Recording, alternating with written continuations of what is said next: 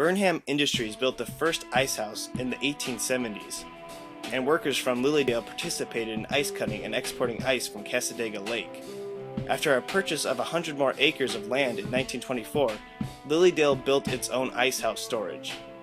Guys are built like brick shit houses. I mean, we're all out of shape. Those guys had muscles and hands on them like some of our old timers here. You know, they got hands that twice the size of mine.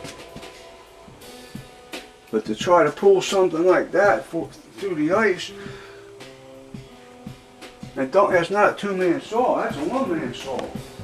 By the 1940s, gas saws replaced the horse-drawn saws, but by the 1940s, we were done there by the 1930s, because 1930s, I mean, they already had electric.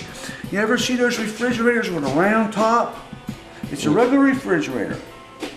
It's a damp gray color. And the top is about this round and that deep. And it sets on top, that's the fan. And it plugs in. There's not Freon in those, I think it's ammonia. But that was the 1930s, so a lot of this stuff stopped as the years went by.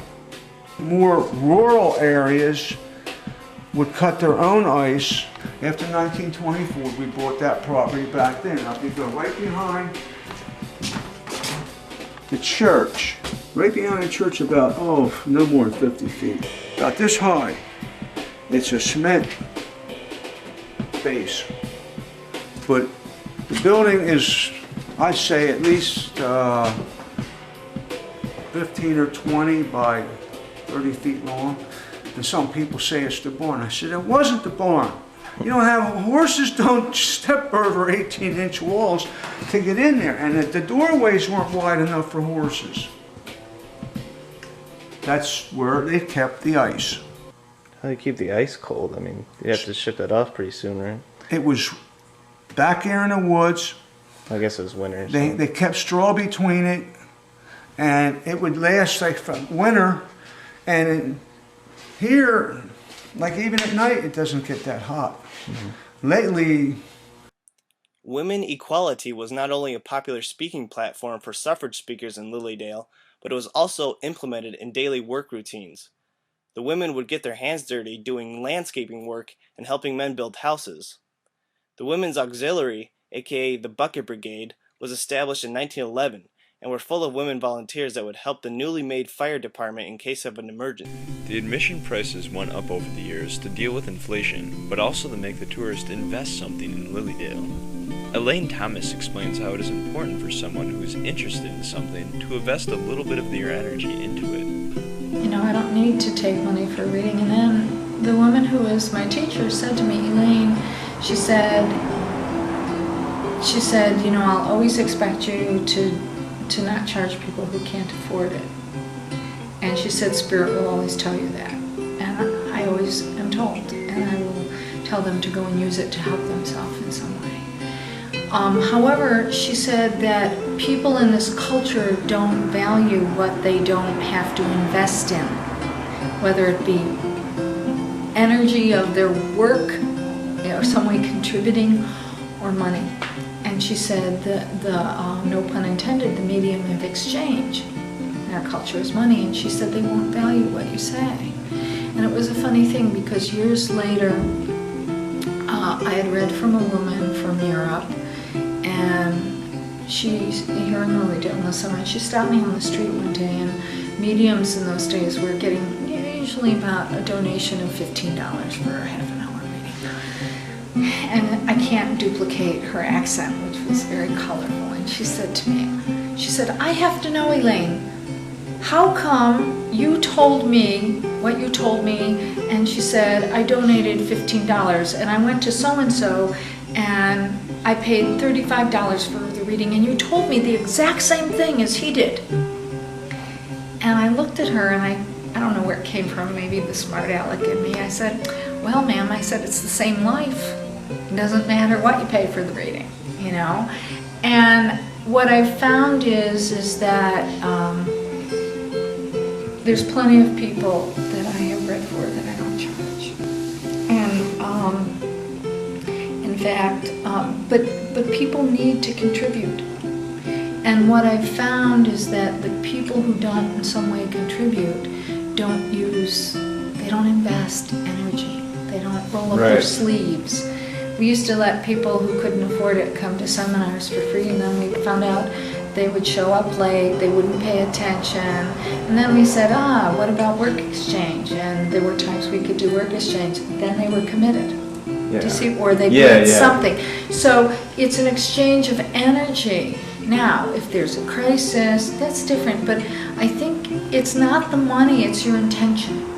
It's your intention. And if I'm not going to teach school or get a regular paycheck someplace, I still have to pay my electric bill like everybody else. Yeah. So I think it's more a matter of intention and what your agreements are with people. Yeah. Does that? Yeah, totally. Definitely makes a lot of sense. But do you think that the prospect of making money has drawn a lot of like non-genuine people to the practice of mediumship? I think no more or no less than any other profession that draws people who lack integrity. I think there's always there are people who go all the way through medical school and they scam their patients, but the great majority of physicians have a good intention. Yeah. You know, I think because this can appear more sensational, and because some people look at it as showtime, which has always bothered me. I believe the only reason we need to do this is for verbal healing.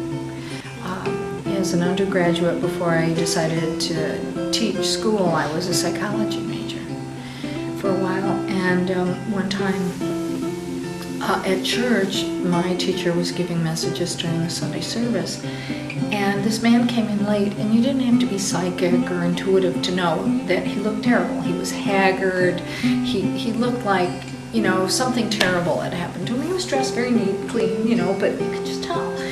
And in the course of maybe 3 to 5 minutes, she gave him a message where his wife had died 3 months before. She talked about, how she had died, and, that she indeed was at peace, and that he needed to carry on, and all these little details that I don't remember now. And I watched this man get 10 years younger before my eyes. And here I was, 21, a psych, major, and I'm going, okay, Elaine, a few years of therapy might not have done what happened here in the course of a few minutes. That's verbal healing. And that didn't mean he wouldn't grieve or he wouldn't miss her, but I could see that he found peace in his heart. And that made me realize that the only reason to use this is with an intention of healing. How, with whatever comes out of my mouth, having to do with a reading, will it empower somebody? Will it give them new tools to improve their life? And will it bring them peace or inspiration to carry on? And other than that, I think it's a misuse of the gift. What is your experience with other spiritualist communities, like less structured ones than Lilydale, like barely any commercial value or anything to it? You know what I mean? Do you have any experience with those types of communities, or do they exist? I visited a few. I just think they're smaller, and I really believe that people have made a big deal of, and it's wonderful that book and video, The Law of Attraction, The Secret. And I believe that we draw to us what we put out. There are small communities, and they've served people in their local area, and that's fine. Lilydale is bigger, more structured, and what it really comes down to is